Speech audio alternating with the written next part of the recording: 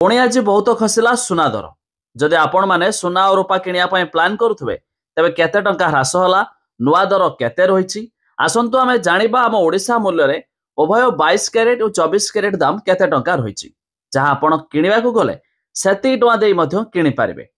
Video रे जानिबा पूर्वरु video को like करंतु सब्सक्राइब करनथिले एबे सब्सक्राइब करी पाखर थिबा घंटी चिन्ह को दबाइ दियंतु। जानि रखंतु आम राजधानी भुवनेश्वर अर्थात ओडिसा मूल्य रे सुना 10 ग्राम पिछा 1300 टंका ह्रास देखा मिली।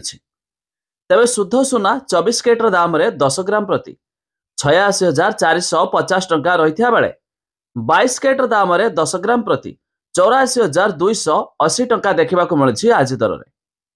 सेहीपरि MCX अर्थात मुंबई मल्टी कमोडिटी एक्सचेंज रे आज भी मध्य सुना दाम रे 1800 टंका ह्रास देखा मिली।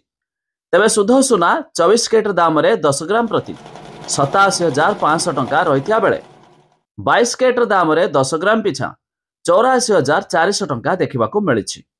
आउ छड़ा दिल्ली रो सरफा बाजार रे आज मध्य सुना दाम रे 10 ग्राम प्रति आंशिक मात्रा रे ह्रास देखा मिली।